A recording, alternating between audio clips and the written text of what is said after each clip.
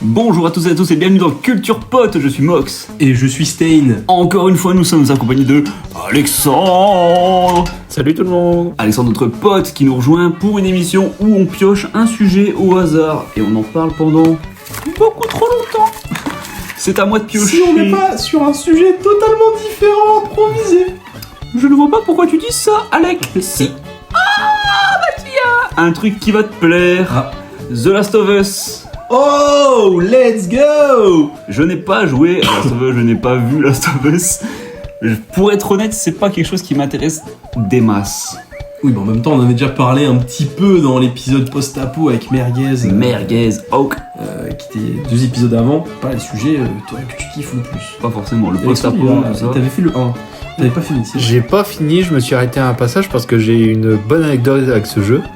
C'est que ce jeu, je l'ai recommencé 3 fois. Et à chaque fois, je n'avançais pas parce que soit je perdais la sauvegarde, soit je perdais la console, soit je perdais le jeu. Ah bah nickel quoi, le bonheur. Donc au bout d'un moment, j'en ai eu ras le cul et j'ai fait j'abandonne. Parce que faire les mêmes passages en boucle, C'est un peu un jeu hanté pour toi, hein. oui. Comme en cuir un peu. Non, pas encore, pas encore Cléopscar, pas encore. The Last of Us, j'ai une histoire particulière avec un petit peu, puisque pendant très très longtemps ça a été mon jeu préféré. Je pense que ça l'est toujours quand même. Ah ouais. Je veux pas. Ah, bah écoute. Je vais pas faire genre, mais ça fait un peu partie de ces trucs où, comme quand on me parlait des comics avec Merguez et du fait que moi j'étais fan de The Boys et que entre temps il y avait la série, que genre, bon, il y avait les comics, machin. J'ai découvert d'autres jeux entre temps, je me suis fait d'autres expériences vidéoludiques. Ouais. J'ai découvert d'autres trucs et en fait je me rends compte que The Last of Us, même si j'aime toujours beaucoup et que là maintenant je relance la console, je me fais le 1 d'une traite et non-stop, tu vois. Je sais pas, ça me fait plus le même effet que quand j'ai découvert, tu vois. En même temps, t'as plus cette sensation de nouveauté que tu connaissais pas, tu t'immises dans un nouvel univers avec des nouveaux personnages. Là, tu l'as refait, et t'es tellement dans l'univers, en plus t'as vu la série en plus. Ouais, et puis je connais les jeux par cœur après. Ouais, et ça fait tellement longtemps que t'es dedans, tu te dis, bah, toute la magie est perdue. C'est peut-être un peu ça le feeling, mais d'un côté, tu vois, je me dis par exemple, là, je relance Cyberpunk et je kiffe toujours autant alors que c'est ma 6 ou 7ème game, tu vois. Oui, mais c'est un monde ouvert avec plein de trucs que t'as peut-être pas encore découvert, même toi, alors que t'as fait cette vrai, partie. Alors que c'est un peu un monde couloir, la Last of Us, non? Après, The Last of Us, c'est quasiment que du couloir. Après, ça reste assez culte et ouais, c'est que du couloir et c'est du niveau.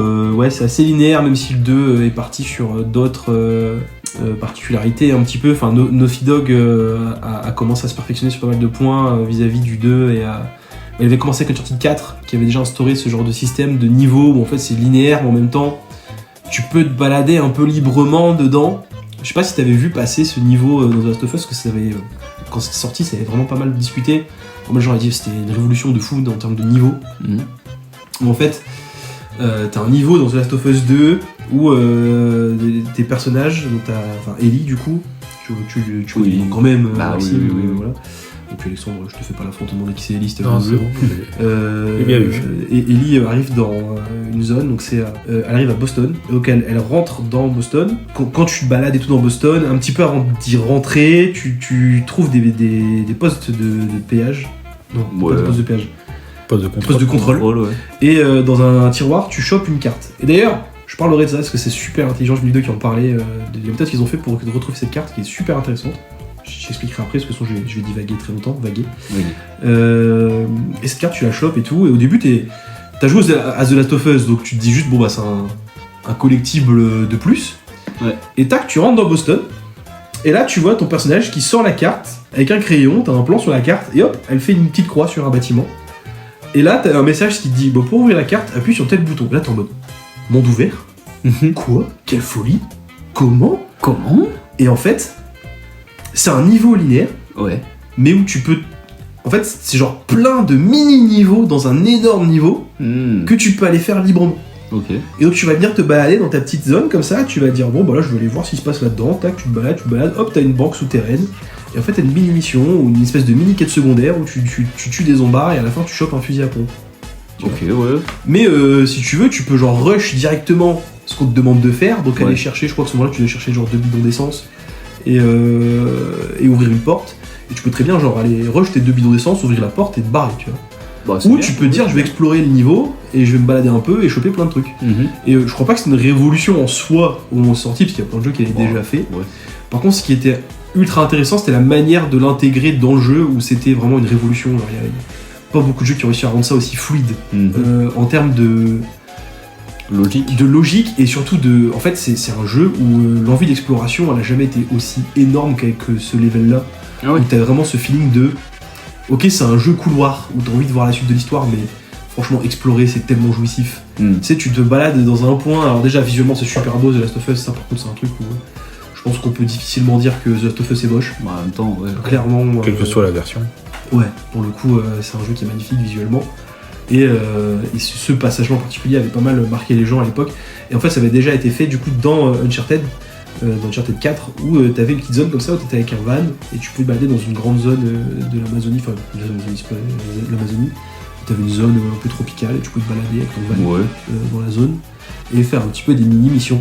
Et c'était pas aussi abouti que dans The Last of Us 2, qui ont vraiment pris ce truc-là et l'ont bien boosté. Ouais, quoi, ouais, tu ouais. vois. Donc il y avait quand même des idées de fou en fait, The Last of Us. Et genre, je sais que maintenant, tu vois, je le relance, je kiffe. Mais je pense que je vis un peu ce truc de. Je vais faire les grilles de zinzin. Mais je vis mal son succès, je pense, à The Last of Us en fait. T'aimerais que ce soit un truc un peu niche. Je préfère que ce soit plus niche. Parce que les gens te le bouffent tellement partout. Et il y a eu tellement de polémiques autour. Il y a eu tellement de dingueries qui ont été faites autour de The Last of Us 2. La série a pissé sur tout le lore du jeu. Ouais, ouais. C'est vraiment, ils ont chié à la gueule du truc. Et Neil Druckmann, qui est en plus le papa de The Last of Us, il a participé à son abattage public là, mais c'est honteux, tu vois, genre ça m'a rendu barge. Mais en fait, je pense que ouais, c'est ça, c'est pas que je suis moins fan, c'est que, en fait, j'aurais aimé que ça reste un jeu moins populaire, pour qu'on n'ait pas des adaptations aussi gaze ou qui se mangent pas des râteaux pareils à la sortie. Bon, on va venir après, parce que là, du coup. On a fait limite une mini intro, mais j'ai même pas dit de quoi ça parlait, The Last of Us. Du coup, vrai, c'est un jeu vidéo du coup qui a été fait par Naughty Dog et qui est sorti en 2013. 2013, qui était, alors c'était pas un jeu de lancement de PS3 parce que t'es déjà là depuis un moment. Il était fin PS3. C'était plus une espèce de fin PS3, mais c'était quand même un jeu un petit peu tête. C'est genre le jeu qui révolutionne. Enfin, pas ouais, c'était un mais peu. genre, C'était ça, c'était un genre peu. regarder le jeu événement du. C'était un peu voilà le gros jeu Ouais, de ouais. Last of Us. jeu bien attendu, Il quoi. montre qu'est-ce qu'on peut faire au maximum avec le hardware d'une PlayStation 3. quoi. Ouais, c'est ça, c'était un peu cette volonté-là. Moi, je me souviens, je l'ai eu avec une PS3 spéciale The Last of Us. Mon père me l'avait offert. C'est une petite PS3 Slim, là, vous savez, celles qui ont des petites Ouais. stries, là. Ouais, ouais. Et donc, j'avais eu ça avec le jeu. Et je me souviens, c'était mon premier survival horror. Bon, à l'époque, j'avais genre, j'avais 14 ans, donc ça me terrifiait. Après, entre-temps, j'ai découvert genre Resident Evil et des jeux beaucoup plus glauques qui sont vraiment des vrais survival horror. Même si The Last of Us arrive à avoir des petits moments un peu flippants. Oui.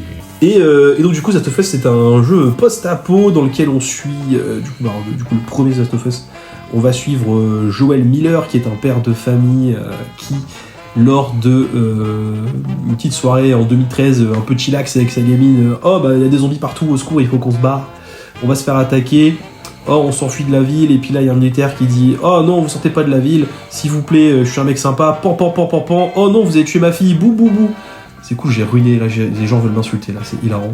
J'ai ruiné l'intro la plus culte du jeu vidéo de ces dernières années, là. Et puis il se réveille 20 ans plus tard, et en fait, du coup, l'apocalypse, des zombies partout, il y a des gens avec des champignons partout sur la gueule, ils essayent de manger tout le monde, et puis en fait, Joël est payé pour emmener à l'extérieur de la ville, et du coup à l'autre bout des États-Unis, donc jusqu'à Washington, je crois, Washington, il me semble que Washington, un colis, entre guillemets, un colis, puisque c'est son métier à Joël, c'est un espèce de, alors c'est un, comment on appelle ça, Un contrebandier. c'est un contrebandier. facteur. C'est un peu la même chose. C'est un facteur mais avec des flingues. C'est un livreur Amazon. Ouais, c'est un livreur Amazon mais avec des guns. Et du coup, il accepte ce boulot parce que il est dans la merde vu que la personne qui lui a refilé ce boulot, elle lui a volé des armes. Donc il est en mode j'ai plus trop le choix, je suis un peu baisé, j'ai plus rien. Là. Et du coup, en fait, ce colis c'est une gamine immunisée au virus, du coup du cordyceps. Et du coup, il accepte et en fait, ça va être un périple de tous les dangers où ils vont fortement se rapprocher. Il va y avoir une petite relation père-fille adoptive qui va se former entre les deux, et il y a plein d'émotions, il y a plein de trucs de fou dans The Last of Us, et le premier jeu est clairement un classique qui ne démérite pas son succès et son statut de classique selon moi. Voilà. Et après il y a une suite, du coup il y a eu The Last of Us 2.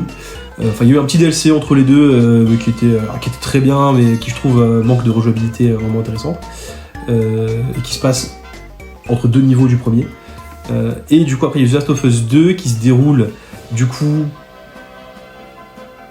je vais dire 10 ans, non c'est pas 10 ans après, 5-6 ans après je crois, un truc comme ça, ouais. Franchement, j'en sais rien, je me souviens plus. Non mais si c'est ça, je crois qu'on est pas loin de ça, on est pas loin de ça. Pour moi, je crois, elle a quoi dans...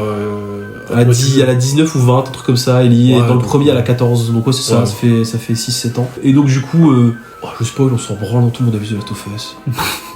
Tout le monde a vu la série, tout le monde a joué aux jeux vidéo. De toute façon, moi, je pense. Oui, mais voilà. après, Si bon, tu dis un mot... Non mais clé, tout le monde le sait, déjà quand c'est sorti, les gens ont gueulé, alors... Bon bah voilà, The Last of Us 2, Joel se fait buter, et puis du coup Ellie elle dit bon je vais casser la gueule à la meuf qui l'a buté, je vais partir en chasse et je vais aller lui casser la gueule, et tac elle s'en va, et elle va essayer de lui pourrir sa gueule. Voilà. Et donc parlons de trucs intéressants quand on parle de The Last of Us, parce que du coup bah, les gens on les connaît par cœur, il y a des trucs de fou, faut absolument y avoir joué, voilà, tout ça on connaît, c'est trop bien. Maintenant parlons de pourquoi à l'époque où j'ai mis ce sujet j'étais un bandeur de The Last of Us, et pourquoi maintenant ça m'énerve. Voilà, hein, c'est un jeu que j'adore toujours. Alors, on en revient à ce que je disais tout à l'heure quand on parlait de Disney, enfin de l'épisode d'avant, où je disais je suis fan de Disney et du coup je suis énervé parce que ils font de la merde. Et bah là c'est pareil, je suis fan de The Last of Us et je suis énervé parce qu'on fait de la merde avec mon bébé en fait, et c'est insupportable. C'est insupportable. Déjà The Last of Us 2, avant qu'il sorte, les gars, par pitié, je vous en supplie, attendez qu'un jeu sorte avant de mettre votre haine dessus là comme ça. Ouais. T'avais vu les polémiques ou pas? Pas du tout, je suis pas. T'as rien suivi du tout? Ah oui, Alors, de loin, mais... Le jeu, quelques mois avant que ça sorte, il y a eu des leaks. Il y a un man, il a leaké tout le scénario du jeu. Ah ouais. Tout le scénario du jeu a été leaké. Et il y a des gens, ils sont tapés un délire, ils ont dit on va le mettre partout sur le site internet. Et en fait, des fois, tu ouvrais un site, et en random, un truc qui était pas lié à The Last of Us, hein. Tu ouvrais le site, bam, le scénario spawnait. Des images du jeu qui ont été révélées 2-3 semaines avant, on est parti les poster, avec la mort de Joël dessus. Gros plan, donc avant que les gens puissent jouer au jeu, quoi, nickel, tu vois. Plein de trucs comme ça. J'ai plus la raison du pourquoi du comment, mais si je me souviens bien, c'était juste un gros connard. Bah logique. Gros. Je crois qu'il s'était fait virer et du coup il avait pas apprécié. Il avait leaké les trucs et quand on a su pourquoi il s'était fait virer, je crois que les gens étaient en mode oui, en même temps il avait un peu cherché. Quoi. Bah écoute, avec ces attitudes, je pense que j'ai compris pourquoi il était... Oui, voilà. Et puis quand les gens ont lu le scénario, voilà, ça c'est les fans par contre, et donc ça fait partie de trucs que je te dis, j'aurais bien aimé que ça reste un truc un peu niche. Ouais. Puisque quand le scénario est sorti, des gens se sont insurgés puisqu'il y a un personnage LGBTQ. Oh là là. Bande de connards. Vraiment. C'est vrai que ça n'existe pas dans le monde. Bon. Ah oui, non, mais vraiment, c'est insupportable. Et puis surtout, hein, quand tu joues au jeu et que tu découvres le moment de, comment on dit, du coming out du personnage, mais t'as envie de trouver les gens qui sont blincs et genre de les planter, quoi. Enfin, alors, je te fais, Maxime, je t'explique le passage. D'accord. Explique-moi tout. C'est un personnage, c'est un enfant, ce qui semble être vis-à-vis du jeu et de comment on en parle, un jeune garçon qui t'aide pendant un certain moment de la partie. Et tu te balades avec cet enfant, tu arrives dans un bâtiment, tu tires sur des gens, et puis à un moment donné, il y a un personnage qui dit « C'est Lily! Butez-la !» Paf! Sauf que tu connais pas de personnage qui s'appelle Lily. Et puis du coup, une fois que le combat est fini, t'as le gamin là qui te dit « T'as entendu comment ils m'ont appelé ?» Et t'as le personnage que tu contrôles qui dit « Oui ». Et après, elle lui dit « Tu veux en parler ?» Et lui, il dit « Non ». Et après, t'as un espèce d'onglet où tu peux cliquer sur le bouton. Et là, si tu fais ça, elle le pousse à parler. Et là, le personnage t'explique que en fait, c'était juste une fille qui se sentait garçon, qui s'est rasé les cheveux. Et en fait, elle s'est fait rejeter de son clan parce qu'elle vivait dans une espèce de secte un peu chelou. Où bah du coup, c'est le genre de choses qui détestent. Voilà, tu vois. Voilà. Donc, ça veut dire que si tu ne veux pas lui parler, tu ne sais même pas d'où vient le problème. Des gens se sont insurgés pour ça. C'est quand même abusé. C'est quand même abusé, les gars. Un petit peu, oui. C'est un monde post-apo, ça n'a aucun sens. C'est une secte de gens qui ont perdu la notion de civilisation et qui sont retournés à un état limite sauvage. Moi, ça me paraît pas déconnant que des gens soient aussi arriérés. Mais il y a beaucoup de gens qui s'insurgent pour rien, pour des trucs comme ça. C'est comme moi, j'ai joué à un jeu South of Midnight, qui est un jeu qui se passe dans les bayous en Louisiane, là. Les gens, ils se plaignent parce que la protagoniste, elle est noire. Bah, C'est quoi la population là-bas? C'est surtout tous les noirs qui ont été rejetés là-bas, genre mettez tous les noirs là-bas parce que c'est les terres humides, du coup on va les mettre là-bas parce qu'on les aime pas. Du coup ils font quoi? Ils créent leur communauté là-bas. Et pourquoi le jeu qui se passe dans un contexte comme ça, la protagoniste c'est une noire, c'est pour cette raison. C'est pour cette raison, ouais. Et puis il y a le blues, il y a tout ça, des trucs comme ça, et je sais pas. Ils veulent que leur protagoniste ce soit un mec, soit une meuf blonde en bikini. Avec des gros seins. Voilà. C'est horrible. C'est comme la polémique sur Witcher 4. Hein. Ah oui, parce que c'est Ciri. Ouais, parce qu'on va jouer Ciri oui. au lieu de Geralt de Rive. Ah ouais. C'est encore plus débile. Ouais. Et donc voilà, ça c'est grosse polémique qu'il y avait eu du coup sur The Last of Us. T'as vu ça? T'as vu le perso LGBT+, tout ça là. Pareil, alors ça c'est un peu moindre quand même, mais ça m'avait fait rire à l'époque. Les gens ont gueulé parce que du coup Ellie est lesbienne. Le DLC Left Behind qui se passe dans le premier jeu entre deux niveaux, c'est l'histoire de comment sa meuf est morte. Donc The Last of Us 2 sort, on dit Ellie elle est lesbienne. Il y a un DLC qui raconte, gros, suis un peu, tu vois. Alors ça m'a rendu fou aussi. Il y avait plein de trucs cachés dedans, par exemple le passage où l'ami de Joël devait lui donner une voiture et Bill qui est un personnage qui en fait The Last of Us a toujours été dans cet univers, mais Neil Druckmann n'a jamais caché qu'il était pour instaurer ce genre de personnage dans le jeu vidéo, et c'est bien en fait, c'est une bonne idée et il le fait pas mal, tu vois, je trouve que dans The Last of Us c'est quand même très bien fait. À aucun moment ça m'a sorti du jeu vidéo. Ouais, ça semble pas forcé quoi. C'est pas forcé, c'est genre normal, tu vois. Et même justement le perso de Lev, donc Lily là, dont je te parle juste avant, je peux comprendre que dans certains contextes ça peut être un peu chelou d'intégrer un personnage trans par moment, dans le sens où en fait des gens, le principal argument qu'ils ont cité c'était on est dans un contexte de post-apo, ça n'a aucun sens d'avoir ce genre de questionnement alors qu'on est censé survivre. Ce que je peux entendre en vrai, honnêtement. Je peux l'entendre parce que c'est vrai que dans un contexte où t'as des bâtiments qui sont en destruction et où normalement t'es censé survivre, t'es censé lutter pour ta propre survie et te dire est-ce que je garde la balle pour moi ou pour le gars qui va me tirer dessus, je peux comprendre que ton questionnement ce soit pas... que ton principal questionnement soit pas ça. D'identité quoi. Sauf que on remet pas assez en question le contexte du personnage, c'est-à-dire que le personnage de Lev il vit dans un contexte où il est dans une civilisation qui a été reconstruite, où des gens en fait vivent, je veux pas dire qu'ils vivent en paix parce que c'est clairement une guerre qui se passe à ce moment-là, mais ils ont des habitations, ils ont des maisons, en fait ils ont recréé la vie autour d'eux, donc oui, c'est des gens qui ont des nouvelles priorités.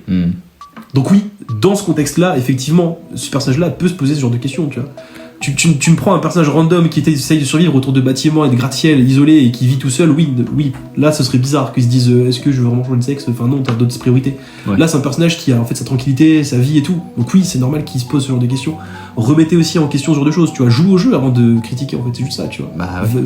Prends la manette, joue, parce que là ça n'a aucun sens de venir critiquer ce genre de choses, tu vois. Comme le fait que et ça, après ça c'est un truc qu'on a, j'ai l'impression, c'est horrible parce que j'ai l'impression qu'on a ce débat là à chaque fois qu'on parle de sujets d'adaptation ou d'adaptation et de ce genre de choses. L'actrice qui joue Abby, qui est du coup le personnage qui tue Joël dans le jeu vidéo, a reçu des menaces de mort d'énormément de joueurs au moment de la sortie, pour plusieurs raisons, parce que pas uniquement parce qu'elle a buté Joël, en grande partie parce qu'elle a buté Joël. J'ai pas envie de dire que je comprends les joueurs parce qu'au bout d'un moment j'en ai marre de faire ça, mais ce que je veux dire c'est que juste elle savait pourquoi elle signait, voilà, les joueurs c'est des puants, en plus des joueurs PlayStation, donc bon courage. Enfin voilà, tu vois, à un moment donné tu butes une icône légendaire du jeu vidéo, attends-toi à ce qu'il y ait des gros golemons qui vont t'envoyer des messages parce qu'ils sont incapables de faire la différence entre les deux. C'est clair. Par contre, que tu te prennes des messages de haine parce que ton personnage n'est pas un idéal féminin, parce que c'est un personnage musclé qui n'a pas des gros seins. Non, gros. Non, gros. Genre, sors de chez toi un peu. Vraiment, c'est touche de l'herbe. Vraiment. Trouve-toi une vie. Parce qu'en fait, quand le jeu est sorti, il y a eu une bande-annonce qui était sortie. Dans la bande-annonce, tu voyais Abby qui se réveille dans un espèce de télésiège. Et elle se lève, elle se balade et tout. Et sur le coup, j'avoue, moi-même, j'ai bugué un peu. J'étais en mode, j'arrivais pas à savoir si c'était un mec ou une meuf. J'avoue, j'ai pas mis tout. Sauf qu'après, elle se retourne et elle parle, et il y a un personnage qui dit, ouais, toi, enfin, je sais plus dans quel contexte, mais il dit un truc genre her, donc elle, tu vois. Du coup, tu captes que c'est une meuf. Et là, les gens ont gueulé en disant, bah, c'est honteux, c'est une meuf et tout. Et là, ça m'a fait rire parce qu'il y a des man qui ont dit, et je te jure que c'est vrai, c'est hilarant. Ils ont dit, mais c'est la fin du monde, où est-ce qu'elle trouve le moment de se muscler? T'as pas l'impression de répondre à ta question dans la, enfin, d'avoir la réponse dans la question là, fils de pute? C'est peut-être un peu le meilleur moment pour. Bah, c'est peut-être le meilleur moment pour le faire. Pour être en forme et pour être prêt en fait à toute éventualité. Et après, en plus, dans The Last of Us, la civilisation n'est pas complètement disparue. Il y a, dans le début du 1, il y avait quand même une ville encore. Oui, il y a des camps qui ont été retranchés, il y a quand même quelques endroits. Alors après, dans le 1, oui, dans le 2, on nous a fait comprendre un petit peu que c'était maintenant, c'était plus le cas. Ok. Bah, le 2, j'ai pas été jusqu'au 2. Non, mais c'est pas grave. Mais de toute façon, dans le 1, justement, c'est la fin de ce genre de truc. D'accord. Et dans le 2, c'est fini tout. Je pensais qu'il y avait encore un gouvernement qui essayait d'un peu instaurer des règles. En fait, oui, non, c'est genre un peu chaque cité fait ses propres règles et son propre gouvernement, tu vois. Ok, moi je pensais qu'il y avait encore un truc général. Ouais, c'est le déclin quoi. Ouais, c'est vraiment le déclin, tu vois, mais en même temps, il y a une touche d'espoir à la fin de chaque jeu. Qui est un truc assez intéressant quand même. Mais du coup, oui, c'est encore des débats débilos, comme le fait que des gens. Ah, ça, je te jure, Maxime, c'est hilarant parce que putain, t'es pas du tout dans cet univers. Donc, moi, souvent, je me suis renseigné, donc j'ai vu des trucs. Okay. Et ça m'a fait rire, moi, en tant que fan. Et toi, mais toi, qui ne connais pas, ça va te tuer de rire, ça. Ok. Cette idée-là, je pense. Tu me hype là. Je pense que tu sais quand même, vu que j'aime bien le jeu et que je t'en parle quand même assez régulièrement, tu sais que passer la moitié du jeu, à peu près, tu changes de personnage. Je t'avais dit. Tu fais une première partie du jeu où tu joues Ellie, et après, t'as une deuxième partie où tu joues Abby. Ouais. Et quand les joueurs ont su que t'incarnais Abby, certains joueurs en stream passaient genre entre 2 et 3 heures à trouver toutes les manières possibles de buter Abby parce qu'ils étaient pas contents qu'elle ait buté Joël avant de dire c'est bon, je lâche quitte le jeu, j'arrête de jouer. Ouais, c'est. Tu achètes un jeu pour une histoire, un contexte, une expérience. Tu vas même pas jusqu'au bout pour savoir le pourquoi du comment de l'histoire. Non. Genre, ok, t'aimes bien le perso. Mais. C'est pas parce que tu joues l'antagoniste, entre guillemets, que ça va ruiner le jeu, je sais pas, mais réfléchis. Pourquoi ils ont voulu te faire jouer ce perso? Pourquoi? Bah, tu ne le sais pas toi-même. C'est pas pour t'embêter, c'est pour t'expliquer un truc, donc va au bout du truc pour comprendre l'intention des développeurs. Et vraiment, en plus, elle avait de bonnes raisons de jouer. On va dire dans le contexte. Je vais pas dire que c'était des bonnes raisons, mais dans le contexte, quand même, c'est une histoire de vengeance. Oui, c'est une histoire de vengeance. Après, moi, je trouve personnellement, à titre vraiment perso, que alors j'ai adoré The Last of Us 2, qui est vraiment excellent. Et plus, alors au début, j'étais moins fan, plus j'y joue, plus je l'adore. Le scénario est clairement en dessous, je trouve, du premier quand même. Ouais, vraiment, mais si je me souviens bien, il se passe un truc dans le 1 et c'est relié au perso de Abby. On peut spoiler, Alexandre. À la fin de The Last of Us 1, Joel tue le médecin qui allait tuer Ellie pour faire le vaccin. Et lui précise, parce qu'en fait, pour créer un vaccin cordyceps, la maladie du cordyceps, il faut prélever en fait un morceau du cerveau du patient. Mais du coup, ça risque de le tuer. Parce qu'en fait, ça provoque une espèce de tumeur. Donc, si tu retires la tumeur, en fait, bah, tu meurs. Voilà. Et du coup, Joël, il est en mode non, vous ne le buterez pas. Et tac, il bute du coup le chirurgien. Ouais, et le chirurgien qui était le père d'Abby. Voilà. Du coup, voilà, il buter Joël pour ça. Après, je vais pas dire que c'est une bonne raison ou une mauvaise raison, parce que c'est dans un monde du jeu, c'est de dire dans un monde post-apocalyptique où tu n'as plus beaucoup de famille et un gars te retire ta famille, c'est ça c'est quand même. Voilà, c'est ça le speech du jeu à la base, effectivement, c'est ça. Donc oui, je suis d'accord là-dessus. Mais oui, c'était débilos. Et puis surtout qu'en plus, la majorité des joueurs qui ont fini le jeu sont d'accord pour dire que Abby est un personnage incroyable. Et que c'est clairement le perso qui vaut le coup de faire The Last of Us 2, puisque la partie Ellie, elle est chiante à mourir. Et là, pour le coup, de ce que j'ai compris, il y a plein de joueurs qui sont d'accord avec ça. Franchement. Et bah voilà, tous ceux qui ont rage quittent le jeu, bah écoutez, c'est peut-être le moment de leur prendre en main. Voilà. Il y avait quoi d'autre aussi comme autre polémique que j'ai vu qui m'ont rendu dingo? Alors non, sur les jeux vidéo, je pense que c'est tout ce que j'avais entendu, mais déjà, tu vois, il y a eu tout ça, et tout ça, c'est arrivé quasiment entre avant la sortie et au moment de la sortie. Et du coup déjà ça, tu vois, ça avait déjà commencé à me gonfler à l'époque. En même temps, ouais. Mais toujours fan, tu vois, en plus moi, pour le coup, voilà, j'avais fait le jeu à la sortie, le premier, donc je suis vraiment un fan de la première heure et tout. Donc grave hypé, je prends le jeu, je kiffe. Pour le coup, moi, en plus, franchement, ça m'a pas arrêté. Au contraire, moi, ça a réussi à m'avoir. Franchement, la mort de Joël, j'ai chialé, mais comme jamais j'ai chialé sur un jeu vidéo. Toute la suite du jeu était folle. Et même la partie Ellie, quand je rejoue au jeu, elle me saoule, mais à l'époque où je l'ai faite, j'étais vraiment en mode c'est trop bien l'histoire, je la fous dedans et tout, tu vois. Voilà, mais j'ai vraiment bien aimé. Pour le coup, le 2 est cool, et pour le coup, ça me fait un effet inverse dans certains jeux, c'est que genre plus j'y joue, plus je l'aime en fait. Alors qu'au début, j'étais beaucoup moins fan, tu vois. Voilà. Et puis après, on nous a annoncé la série, puis alors là, oh là là. Ah bah déjà, le casting. Ouais, le casting me dérangeait pas, Non, moi, je fais pas partie des détracteurs de Bella Ramsey. Je veux dire, la polémique du casting. Ah oui, alors, le casting, putain, vraiment. Bon, Bella Ramsey, je vais pas dire que c'est une bonne actrice non plus. J'ai pas détesté son jeu, je l'ai pas apprécié pour autant, genre je suis en mode bon. Voilà. Après, c'est une jeune actrice. Je pense qu'il y avait mieux, mais elle joue bien, enfin je veux pas dire qu'elle est naze non plus, tu vois, genre je trouve que c'est une bonne actrice. Mais après, elle est jeune, elle peut encore s'améliorer. Elle est jeune, elle peut s'améliorer, même si j'avoue que par contre je comprends pas pourquoi ils l'ont choisi. Je vais pas là-dessus, je vais pas faire le mec en mode de défenseur à 100%. Pourquoi après Bella Ramsey? Aucune idée. Bon après c'est évident que si Ellen Page était toujours Ellen Page, celle qu'ils auraient pris, vu que c'est un peu elle celle qui a inspiré le design de Ellie à la base. Mais il y avait moyen de trouver quelqu'un d'autre, je pense, genre vraiment Bella Ramsey. Et puis la descente sur le physique, mais vraiment les gars, trouvez d'autres combats quoi. Enfin vraiment. Oui, en plus franchement, moi je trouve ça ultra glauque de venir en fait des commentaires en mode. Vous voyez pas la différence, elle ressemble pas du tout à Ellie. Ellie, elle est beaucoup plus jolie. Ellie a 14 ans. Ouais, c'est chaud. T'es sûr que c'est le combat que t'as envie de mener? Elle est beaucoup plus attirante, Ellie, dans le jeu vidéo. Du coup, bah moi, ça me bloque. Moi, je veux des petites filles attirantes. Ah, vraiment, j'ai des frissons là, juste tu fais ça. Parce que je sais qu'il y a des mecs prom dug là-dessus, tu vois, vraiment, c'est... Alors que tu vas les voir chez eux, je suis sûr. Ils sont immondes. Ils puent la crasse. Des raclus. Les morceaux de crasse sous les ongles là. Mais c'est ça qui fait le truc. Ça rajoute du goût à tes aliments, ça. Oh. Ah, c'est comment le suce les doigts après les Cheetos là, comme dans Toy Story 2. Ah, le délice. Avec les posters de meufs à moitié à poil sur les murs et tout. Ah ouais. Ça, c'est des vraies femmes, ça. Ah là là. Donc déjà ça, la polémique sur le physique. Au secours, par pitié. Même si, je dois avouer, je suis un petit peu quand même, les vannes dans la saison 2 sur l'acting de Bella Ramsey me tuent de rire. J'ai aucun contexte. Il y a une série de mèmes sur l'acting de Bella Ramsey, c'est hilarant. C'est genre, tu vois, il y a un passage où ils font des comparaisons, et là par contre pour le coup je suis d'accord avec eux parce qu'ils ont changé complètement le caractère d'Ellie entre le jeu vidéo et la série. Ça ne sert à rien du coup. Dans le premier, c'est vraiment, ça respecte assez bien. Dans le deuxième, ils sont partis en couille. Ok, saison tu veux dire? Ouais, saison et jeu vidéo.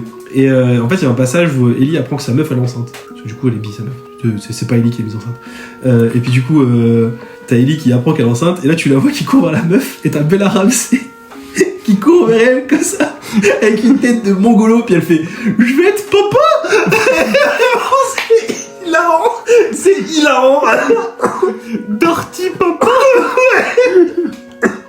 Oh là là. Ou alors un passage où ils se font attaquer par des zombards, elle est dans un tramway, elle est avec son flingue, elle fait « Oh !» Et elle commence à tirer avec son flingue, t'as vraiment un plan de sa tête, où genre elle est bouche grande ouverte, remplie de bave, comme ça, genre « Oh !» en train de tirer, c'est hilarant. Ah ouais. Ouais. Et j'avoue que cette série de mèmes là, elle m'a eu. Franchement, après, faut qu'on remette dans le contexte, c'était vraiment pour la vanner prom dug, elle a pas apprécié. Donc du coup, quand même respect à elle, enfin voilà. Oui, bah oui. Désolé pour elle, mais j'avoue j'ai rigolé fort. Donc voilà déjà sa première polémique là-dessus. Et après en vrai il n'y a pas eu tant de polémiques que ça, c'est surtout sur le physique de Bella Ramsey. Il n'y a pas eu la polémique sur l'épisode 4 de la saison 1. Ah bah oui, deux monsieur tout nus qui font des choses ensemble, donc forcément ça plaît pas aux gens, mais bon, on a l'habitude, hein, c'est Hollywood, et puis c'est les gens qui sont pas capables de différencier les gens normaux des gens pas normaux, qui sont plutôt les gens qui du coup disent de la haine, qui sont les gens pas normaux. Bon après l'épisode c'est pas bien, hein. Franchement prom dug, je défends je défends La cause. enfin la cause. L'épisode est pas dingo, hein, vraiment. Ça c'est un gros problème que j'avais avec la série, c'est que bon du coup on va comparer avec la série. C'est le podcast de moi tout seul qui parle. Hein, par contre, j'ai de la haine à déposer un petit peu partout. C'est ton sujet. Ah, je dépose quelques petites crottes un peu partout là pendant qu'on en discute. Tu vois. Chie. La série elle est composée de manière à ce qu'ils ont fait. En fait ils ont fait en gros un épisode, un niveau. Ce qui en soi me dérange pas, je trouve que c'est même une bonne idée. En vrai, parce que du coup les niveaux, en vrai les niveaux ils font à peu près entre 40 minutes et 1 heure à faire. Ça respecte bien. Donc ça respecte bien le rythme de la série, tu vois. Par contre, 2 problèmes qui se posent avec l'adaptation en série, c'est que ok t'adaptes 40 minutes à 1 heure de niveau, mais 40 minutes à 1 heure de niveau de jeu survival horror post-apo, c'est à 50-60% de je me balade dans un endroit, j'ouvre un placard, oh y a rien dedans. Oh je vais dans la cuisine, j'ouvre un placard, oh y a rien dedans. Oh, je vais dans la chambre, j'ouvre un placard. Oh, une balle de fusil à pompe. Ouais, nickel. trop bien, une lettre qui dit un peu le contexte. Voilà. Donc faut adapter ça en série pour des épisodes d'à peu près la même heure. Ce qui est globalement pas très Compliqué, hein. Ouais, tu peux réduire ça à 20 minutes. Hein. Comment ils ont adapté ça? De manière différente. Soit tu fais un plan fixe, des bonhommes qui marchent avec des lampes. Génial. Ça s'amuse bien. Incroyable, C'est fun. j'adore. Soit tu meubles. Ouais. Et c'est ce qu'ils ont fait avec cet épisode 4. Et c'est infernal. En fait, du coup, l'épisode 4, je crois qu'il a gagné des prix en plus. Hein. Donc vraiment, je dois être le seul man au monde à être en mode pas bien. Hein. Je pense que vraiment, je suis un mec solo là-dessus. Et en fait, c'est du coup l'épisode sur Bill, dont Alexandre parlait tout à l'heure. Donc, dans le jeu vidéo, qui c'est Bill? C'est un ancien pote de Joël. Enfin, pote, c'est un grand mot, mais c'est un ancien collègue de survivance. Qui a, en gros, il s'est reclus dans une ville.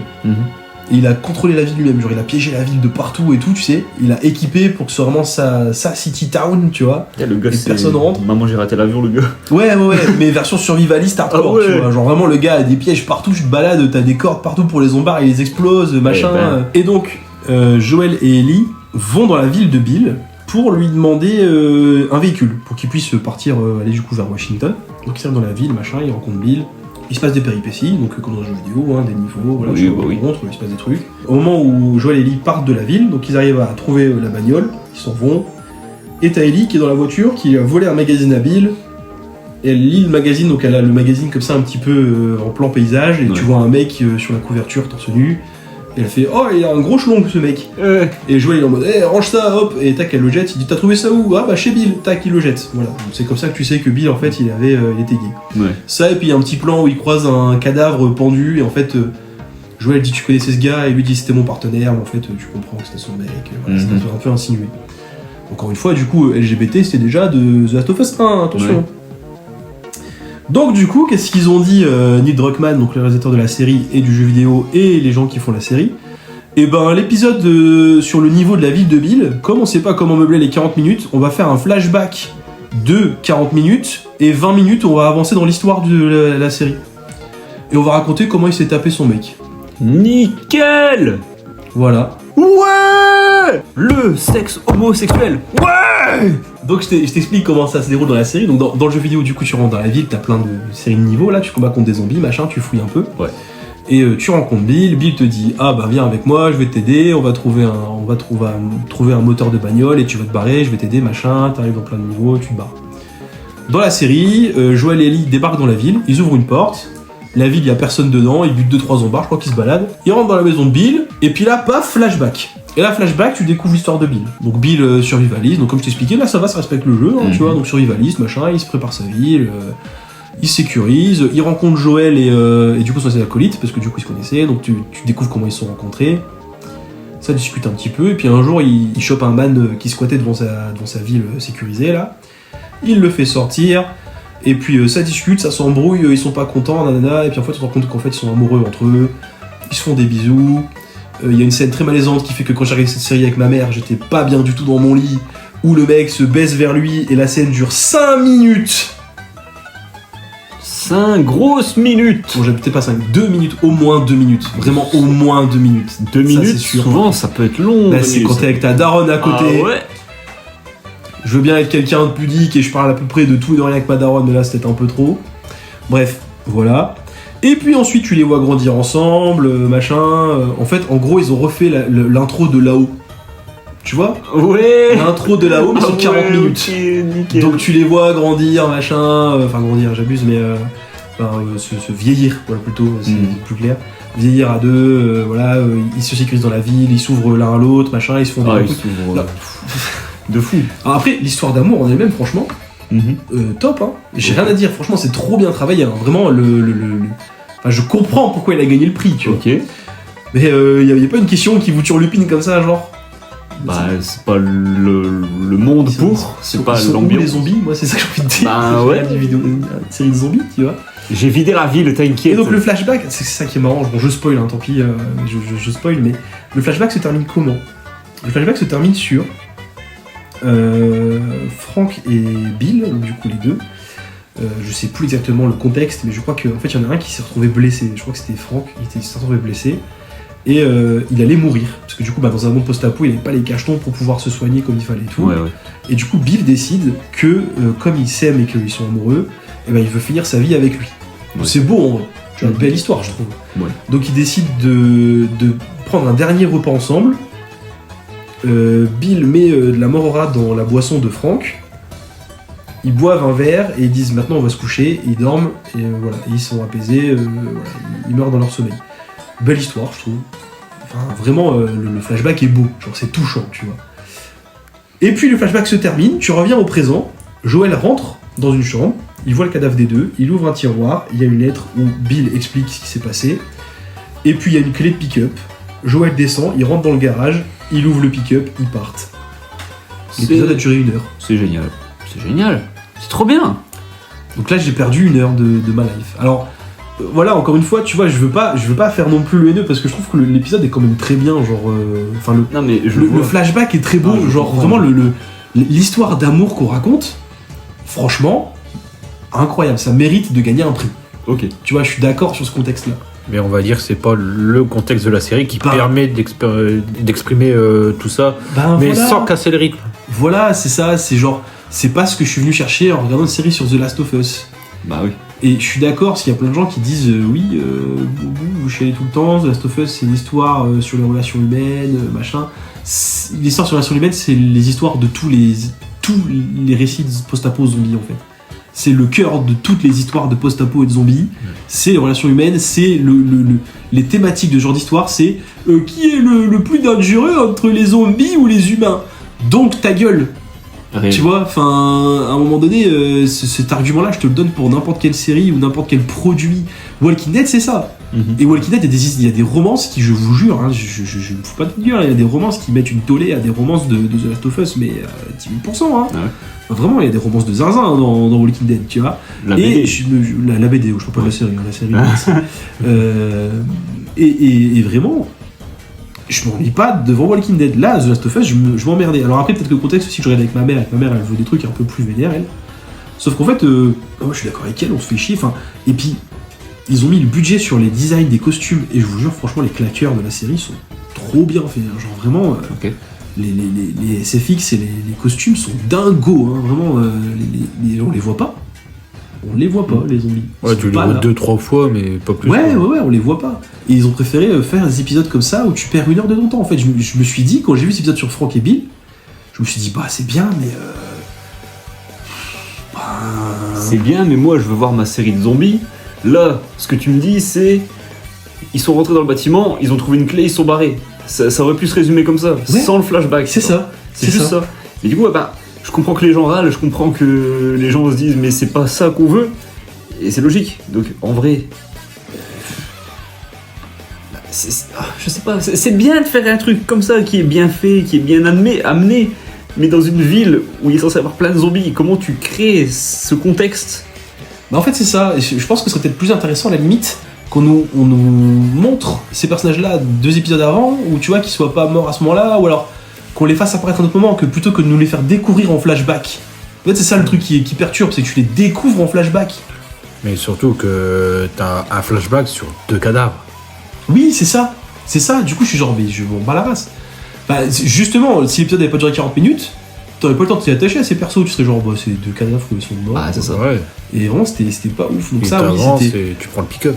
Ouais, c'est ça. Et du coup, la saison 1, c'est plein de décisions comme ça qu'ils ont pris. Alors ça, c'était l'exemple le plus concret que j'avais, parce que forcément, c'est l'épisode qui a le plus fait parler je suis pas sûr, je crois qu'il y a un prix cet épisode en plus carrément. Oui, c'est un bon épisode, si vous voulez, le flashback est intéressant, enfin, il est super beau.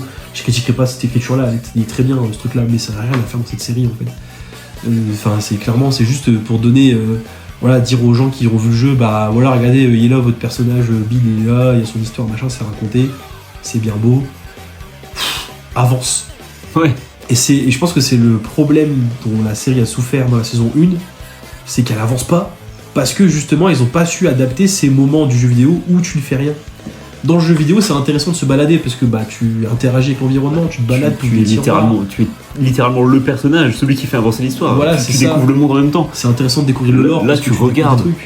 Et oui, là tu regardes, donc c'est chiant. Tu absorbes l'information, t'es pas en train de la vivre. Mais c'est exactement ça. D'ailleurs, tu vois, justement, j'ai un bon exemple dans le sens où moi j'arrive avec ma mère, donc moi qui suis fan du jeu vidéo, les moments d'exploration de la série, bon, je trouve pas trouvé ça non plus trop ennuyant parce qu'en fait, c'était très référencé par rapport au jeu vidéo. Donc, il y avait plein de moments où ils se baladaient et t'avais des refs à des clins d'œil qu'il y avait dans le jeu vidéo. Ah, okay. Genre, tu vois, dans le jeu vidéo, si tu te balades, tu vas dans certains endroits, tu découvres des petits clins d'œil, je sais pas, des lettres de personnages ou des mecs qui sont planqués. Donc en fait, dans les moments d'exploration, ils se tournent et tu les vois. Donc t'es un peu, tu sais, le même de DiCaprio, genre, oh, regarde, tu vois.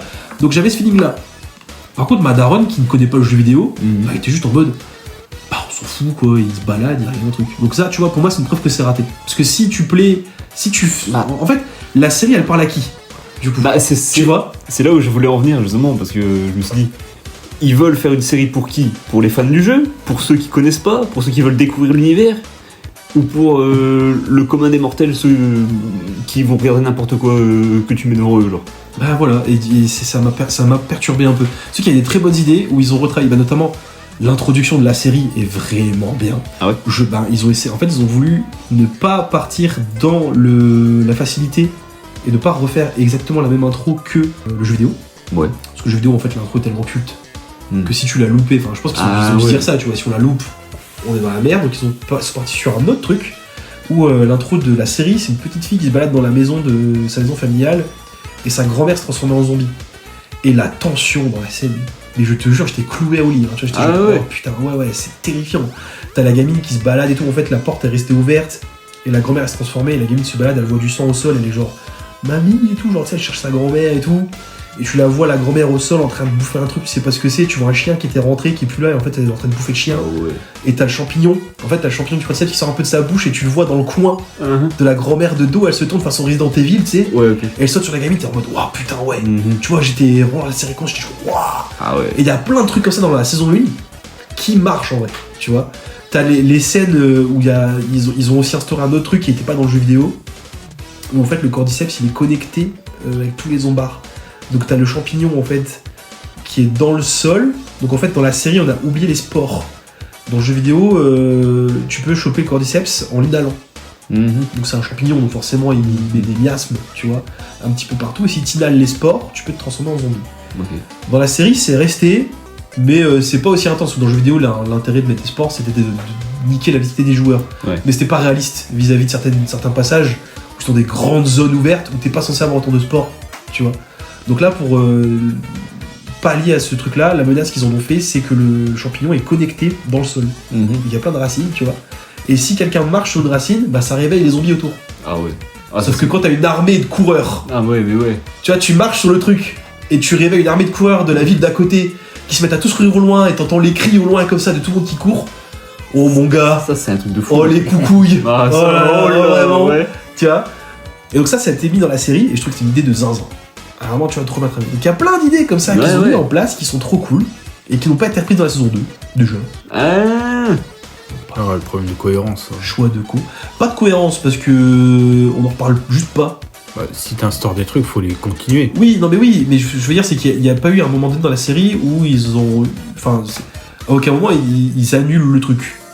Juste c'est pas, voilà, s'il y a pas réutilisé, voilà, c'est pas réutilisé plutôt. Ils disent pas que ça existe plus, ils réutilisent juste pas le truc. Tu vois. Ouais. Donc oui, il y a plein d'éléments trop intéressants qu'ils ont mis en saison 1 et qu'ils n'ont pas développé. Donc je trouve ça vraiment dommage qu'ils soient pas allés plus loin. Et la saison 2 est sortie, et puis alors la saison 2, c'est le fourrier, genre ils sont partis en couille, ils ont fait que des dingueries. Ils ont changé totalement le caractère d'Ellie qui ne ressemble à rien. Le scénario a été complètement modifié. En fait, ils ont repris une base, ils ont pris la base, et ils ont rien compris à ce que le jeu racontait. alors que le gars qui a développé le jeu était là, genre. Ouais. Ok. Parce qu'en fait, dans le jeu vidéo, l'idée c'est que tu ne saches pas avant une bonne vingtaine d'heures de jeu pourquoi Abby a buté Joël. Oui. Et là, dans la série, c'est raconté épisode 1. Ah bon, bah. Donc en fait, elle bute Joël. Et elle dit à Joël, et puis t'as Ellie dans la même pièce en plus, hein, donc Ellie le sait. Hein. Et puis t'as Abby qui bute Joël, puis qui dit ouais, t'as buté mon père, donc du coup je vais te buter, connard. Et du coup t'es genre bah. Ouais, mais du coup, parce qu'en fait, justement dans le jeu vidéo, quand Ellie apprend pourquoi Abby a buté Joël, une remise en question en disant en fait elle est juste en train de faire ce que moi je fais. Tu vois, elle se remet en question elle-même, genre est-ce que ça vaut le coup, j'ai buté plein de gens pour ça et tout. Ah là non. C'est genre ouais, bah c'est pas mon problème, c'est mon papa, c'est pas le tien, donc je vais te casser la gueule. Et Bah, genre, c'est naze. J'avoue que bon, ça ruine un peu, pas le twist, enfin si, le twist. Bah si, ça ruine le twist. Dans le jeu, tu l'apprends pas avant un moment, tu vois. Tu t'apprends pas ce qui se passe avant de jouer Abby, tu vois. Ouais. Bah, du coup, je sais pas quoi dire là, parce que c'est juste bête. Ouais, c'est Ça n'a pas été bien exploité, débilos, c'était juste, c'est vraiment débilos. Les scènes de tension sont beaucoup moins intéressantes. Donc la saison 2 est vraiment plus naze que la 1, tu veux dire. Ouais. Alors que la 1, en vrai, la 1 vaut le coup en vrai. Moi, la 1, je la conseille quand même en vrai. Okay. Tu vois, elle est ok. C'est juste, ouais, effectivement, elle est pas à la hauteur des attentes qu'on avait. Mais elle est pas naze. Genre, vraiment, elle vaut le coup d'être vue la 1, tu vois. Mais la 2, par contre, vraiment déçu. Y a rien à en tirer. Non. Absolument rien.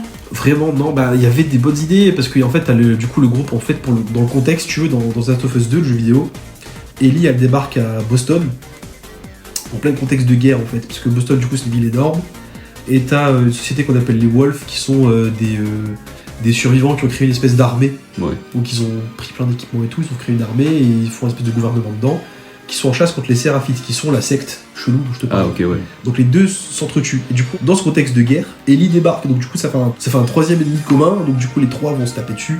Donc c'est ultra intéressant, tu vois. Ouais. Et dans la série, en fait, ouais, voilà, faut que je contextualise pour que tu comprennes bien. Mais en gros, dans la série, on t'instaure ces deux groupes-là.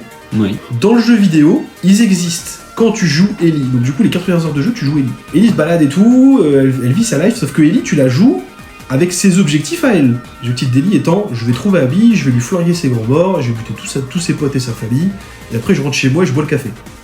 D'accord ? Du coup, elle n'a rien à péter de la guerre, elle. Tu vois, elle est pas dans ce contexte-là de guerre. Donc, dans le jeu vidéo, quand tu joues Ellie, bah tu ne sais pas ce qui se passe. Tu découvres des endroits avec justement les Séraphites, tu vois des cadavres de Séraphites, tu comprends que c'est un peu en embrouille avec les Wolves, mais tu sais pas ce qui se passe, les Wolves discutent entre eux, tu croises les Séraphites de temps en temps qui viennent te casser la gueule, mais bon, Ellie s'en branle, c'est pas son problème. Donc du coup, bah forcément, le jeu te dit, avance, c'est pas ton problème, tu vois. Ouais. Et quand tu joues Abby, tu découvres le contexte. Voilà, donc c'est de là qu'ils viennent les Séraphites, ils sont en guerre avec eux, et c'est pour ça que beaucoup de gens qui ont joué au jeu au complet, qui ne sont pas des trous du cul qui ont buté Abby dès le début, sont d'accord pour dire que la partie Abby est plus intéressante, parce que c'est pas juste « Ah, je veux me venger de mon papa !» Il y a un vrai contexte géopolitique de « Putain, qu'est-ce qui se passerait si deux camps armés en pleine post-apo s'affrontaient avec leurs moyens et tout ?» Enfin, tu vois, c'est super intéressant ce contexte-là. Et donc du coup, cette découverte-là de la guerre, tu l'as avec Abby, en incarnant Abby. Sauf que bah, dans la série, t'es bien dans la merde quand tu décides de suivre le cheminement du jeu. Hein ? Parce que du coup, qu'est-ce qui se passe ? T'as 35 heures de jeu à adapter en série. Tu peux pas adapter niveau par niveau, parce que comme je t'expliquais, c'est des niveaux particuliers. En plus, dans Last of Us 2, c'est pas les mêmes niveaux que dans le premier. C'est des niveaux qui prennent genre en fait des fois 2, 3, voire 4 heures à faire. Donc bah bon courage, tu vois, faut les adapter en série. Bah du coup, qu'est-ce que tu fais ? Pour pouvoir mettre les gens dedans, tu commences à leur teaser la guerre. Avec des moments où tu vois pas Ellie. Mais tu vois pas Abby non plus. Parce que Abby, tu n'es pas censé l'avoir à ce moment-là. Donc bah tu vois des persos random que tu connais pas, dont tu connais pas les noms, qui se battent pour une guerre dont tu connais pas les raisons. Et dont t'en fous un peu. Dont tu t'en branles un peu. À des moments où tu sais pas de qui on parle, où ils disent des noms que tu connais pas, où on t'explique jamais ce que c'est parce qu'il faudra regarder la saison 3 qui sort en 2027. Dans laquelle tu vas pouvoir voir Abby sans voir Ellie. Parce que du coup... ils décident de suivre le vrai cheminement du jeu, mais le jeu, quand t'as fini la partie Ellie, tu enchaînes tout de suite avec Abby, donc du coup tu te rappelles de ce que t'as fait avant. Là, dans la saison 3 va sortir en 2027, tu sauras pas pourquoi tu suis Abby, et que tu reviens au début de la série en plus du coup. Parce que le jeu c'est ça, tu fais Ellie jour 1, 2, 3, puis après tu reviens avec Abby et tu fais Abby jour 1, 2, 3. Donc la série va dire, bah là tu vas revenir au début de la série, et évidemment on va refaire tout le cheminement avec Abby. Tu vois ? Donc en fait, ils se sont tirés une balle dans le pied en voulant suivre le cheminement de la série. Ils se sont tirés une balle dans le pied en faisant ça. Ils auraient pu faire un épisode. Mais non. Bah ça, ou alors carrément tourner les deux saisons en même temps et mettre moins d'années d'intervalle, tu vois. Ouais, bah ouais. Quitte à dire vous attendrez plus longtemps, mais au moins la série va vraiment suivre. Parce que là, la sortie est sortie en quoi, 2024 ? La saison 2, je crois. 23 ou 24 ? Peut-être. C'était pas début de 25 ? Non, c'est pas début d'année. C'était. C'est au moment de The Phoenix. Phoenix Wright, Phoenix machin. Je sais Non. On en parlait, tu étais en train de la regarder. Ah ouais ? Ouais, Pas sûr de cette info, je me suis Aucune idée. Je crois pas que c'est 2025, hein, on en a parlé pendant la séance. Bon, bref, c'était il y a pas longtemps, c'était il y a quand même déjà au moins 1 an, du coup. Ouais. Et sur la suite en 2027, les gens ont le temps d'oublier, tu vois. Et puis surtout que, ouais, dans le jeu vidéo, en fait, t'enchaînes, donc tu vas tout savoir. Là, les gens vont juste se dire, bah, j'ai pas envie de regarder la série pour suivre Abby de con, avec ses histoires de con. Enfin, tu vois, c'est. Je peux comprendre que les gens dégagent. Ouais. Du coup, les gens vont voir un épisode, ils vont se dire, mais bah, y a même pas Ellie. Donc, je regarde c'est ce qui risque d'arriver. Ouais. Ah, ouais. Et du coup, Neil Druckmann a quitté le projet, en plus. Ah bon, bah. Alors, j'ai plus les raisons de pourquoi il a fait ça. Je crois que c'est parce qu'il veut se focus sur ses projets jeux vidéo. Et du coup, il a dit bon, j'arrête, démerdez-vous sur la saison 3. Donc, la saison 3 se fera sans lui. Alors, bon ou mauvais, je ne sais pas, parce que si c'est lui qui a pris les décisions d'adaptation sur les 2 premières saisons, c'était pas dingo, t'aurais peut-être pu éviter. Espérons que peut-être ils se disent bon, on va suivre un peu plus le jeu vidéo pour essayer de rattraper les meubles, j'en sais rien. Très mauvaise idée, quoi. Donc, vraiment, ils ont ruiné un peu, je trouve, le jeu. Ouais. Vraiment pas fan pour le coup. Ça a fait des mêmes marrants, ce que j'en tiendrai de l'adaptation série. C'est déjà ça. Voilà. Bon, Pedro Pascal est quand même bien en Joël. Pas me plaindre là-dessus, mais bon, c'est Pedro Pascal, quoi. Il fait du Pedro Pascal. Bah écoute, c'est son rôle, quoi. Ouais, voilà, c'est vraiment le mec qui était. Même si pour moi, c'est Hugh Jackman qui aurait dû faire Joël, puisqu'il a tellement la gueule de l'emploi. Après, je pense qu'ils ont pas voulu être vraiment fidèles. Ouais, peut-être aussi le budget, ils ont peut-être pas voulu. Ils ont pas voulu être fidèles, hein. Ils l'ont dit eux-mêmes qu'ils voulaient pas que ce soit une adaptation au stricto sensus. Ce qui me dérange pas, moi je préfère. Oui. Parce que je vois pas l'intérêt de. En fait, ça fait partie de ces jeux. Moi, j'ai rien contre le fait d'adapter un jeu au cinéma, en vrai. Moi, ça me dérange pas, tu vois. Super Mario, j'ai trouvé super bien, par exemple. Ah, mais du coup, tu vois, Mario, c'est différent. Il n'y a pas forcément vraiment d'histoire. Voilà, c'est là où j'allais en venir. Il faut que tu fasses un truc qui correspond à l'univers, qui est cohérent, mais où il faut quand même dire il se passe ça, il faut régler ça, du coup, il faut qu'on fasse ça. Je sais pas, c'est une histoire, quoi. Oui, d'accord, c'est là où j'allais en venir. C'est que je suis pas contre le fait que tu adaptes des jeux vidéo au cinéma, mais choisis ton jeu vidéo. Genre The Last of Us, est-ce que c'est nécessaire ? Ou en tout cas, est-ce que c'est nécessaire d'adapter le jeu vidéo ? Tu vois ? On aurait à la pu limite, partir tu fais sur un autre survivant tu adaptes dans l'univers. L'univers The Last of Us. T'en fais une mini-série en disant que c'est inspiré de ce truc-là, tu vois, tu peux très bien faire autre chose. Et d'ailleurs, ils le font très bien, parce que dans la saison 1, ils instaurent un truc qui est vraiment que dans la série, où au début de certains épisodes, on t'explique comment la pandémie a commencé, et c'est super intéressant, tu l'as pas dans les jeux vidéo. Où tu vois les scientifiques parlent entre eux de c'est comme ça, ça vient de là, c'est comme ça qu'on va étudier dessus, machin. Là, c'est super intéressant, c'est le meilleur moment de la série, je trouve, tu vois, c'est le moment là où tu découvres le truc. Donc ils auraient pu faire autre chose. Est-ce que c'est intéressant de venir adapter un jeu dont le studio est connu principalement après Jack and Daxter pour faire des jeux clairement hollywoodiens? Ouais. Enfin, tu vois, Uncharted, The Last of Us, c'est vraiment des jeux, c'est ce qu'on disait avec Merguez, tu les fais pas pour le gameplay, tu les fais parce que c'est une histoire complète qu'on te raconte. Ouais. Tu veux du cinéma, tu veux des émotions, tu veux un truc qui te fait vibrer quand tu joues. Ouais. Bon, joue au jeu. Regarde pas la série, regarde pas le film. Enfin, c'est pas intéressant, tu vois. Comme le film Uncharted, qui en vrai, je l'ai vu, il est ok tiers, mais j'étais en mode tu me faisais jouer, je m'amusais plus, quoi, tu vois. C'est normal, ouais. C'est normal. Ouais, c'est juste logique, quoi. Là où je trouve que, tu vois, par exemple, la série Fallout, plus intéressant, parce qu'ils ont pas adapté un scénario du jeu. Ils ont pris l'univers Fallout et ils ont dit on fait une histoire à part entière autour de Fallout. Et on aime ou on n'aime pas, mais l'adaptation, je trouve, était plus réussie parce que on a pris l'univers, on a pris le lore et on a dit voilà, on n'a pas voulu suivre un scénario qui était déjà indiqué et on a fait un truc vraiment particulier dans cet univers-là. Ça, t'as pas besoin de faire un copier-coller. Non. C'est comme là le film live Zelda, je sais pas ce que ça va donner, mais. Oh, ça gueule déjà dessus. Oui, mais ça c'est normal, Alexandre, c'est internet. Ouais, ça gueule pour tout, y'a rien. Je veux dire, faut laisser une chance, faut voir ce que ça donne. Il y a tellement de jeux différents, tellement de possibilités avec Zelda, tu vas te dire, ils vont pas copier-coller, admettons Twilight Princess, tu vois. On verra bien. Mais c'est comme, Last of Us, à quoi ça servait de faire un copier-coller du jeu alors que finalement, ça, je vais pas dire ça raconte pas grand-chose, mais juste, ça raconte pas grand-chose au fur et à mesure. Genre l'histoire, dans son tout, oui, ça raconte une histoire, mais ça vaut pas une série entière, je pense. C'est ça, tu vois. Ou alors tu fais un long film. Après, il y a aussi, je crois, il y a Sony qui va faire un film Helldiver 2. Oui, mais là, pareil, tu vois, c'est intéressant. T'as pas d'histoire à Helldiver. Ah non, mais ils peuvent créer un truc. T'as juste un peu de lore autour. Oui, voilà. Genre la démocratie managée. Juste aller ruiner le pisser sur le lore du jeu en général. C'est comme, admettons, tu vois, Pirates des Caraïbes, c'est un film qui est tiré de l'attraction. C'est pas l'attraction qui a inspiré le film. C'est ça. Enfin, c'est pas le film qui a inspiré l'attraction. Du même studio, t'as aussi, comment ça s'appelle, Max Payne. Non. Oui, Max Payne. Mais Max Payne, c'est parti en couille. Max Payne. C'était à l'époque où les adaptations de jeux vidéo, c'était un peu plus. On s'en branle, tu vois.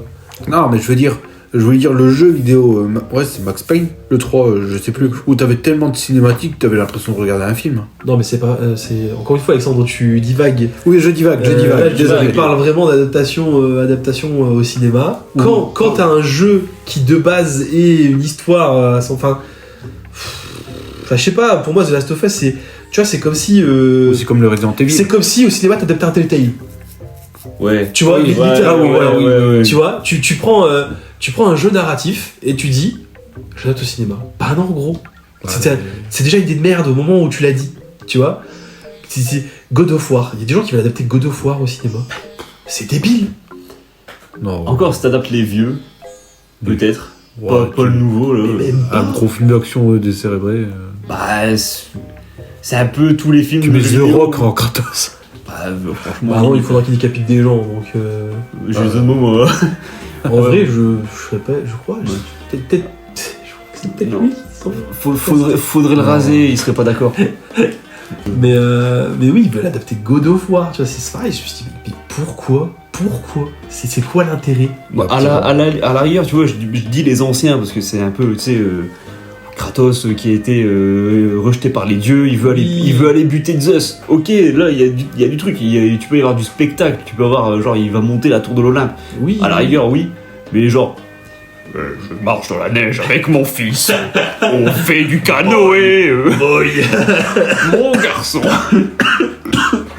Mon petit, tu dois jeter ta hache et elle reviendra dans ta main. Le pire en plus, c'est que The Last of Us, la série, en vrai, flop critique, succès commercial de zinzin. Hein. Ah oui, ça oui. À part pour la saison 3. On verra bien la saison 3, mais c'est mal parti. J'espère que ça va leur donner une leçon, parce que là, les gars ont chié sur la licence, quoi. Enfin, et je pense que c'est ça qui fait que là, effectivement, quand j'ai écrit le sujet à l'époque, j'étais hypé, je voulais en parler et tout. Et là, je découvre des trucs et je suis genre, mais quoi? Ah, Yakuza, j'ai regardé la scène. On devait en parler là. Tu m'en as parlé et t'as dit que c'était. J'avais totalement oublié qu'il y avait une série. Ah ouais, il y a une série naze, mais encore une fois, là par contre, tu vois, là justement, on est sur le contre-exemple de ce que je disais. C'est trop ressemblant, c'est ça? Ouais. Alors qu'en fait, ils avaient matière pour faire raconter d'autres trucs. Tout fait similaire. Et c'est naze. C'est génial. Et vraiment, tu vois, genre, je suis. Et du coup, ça me frustre. Parce qu'en fait, effectivement, j'ai un peu ce feeling de. J'aurais aimé que The Last of Us ce soit un jeu niche. Bah, logique. Comme ça, il n'y aurait pas eu toute cette hype, toute cette polémique là sur Cyberpunk. Parce que du coup, en fait, au final, c'est un épisode où je crache mon seum. Parce qu'en fait, j'adore ce jeu vidéo et il se fait martyriser, il se fait bully. En fait, alors qu'il a plein de bonnes qualités, hein. Franchement, faut jouer à The Last of Us pour de premier degré. De toute façon, c'est pas pour rien si depuis tout à l'heure je parle des polémiques et pas du jeu lui-même. Hein. C'est que le jeu lui-même, j'ai rien à dire dessus en fait. C'est juste trop bien.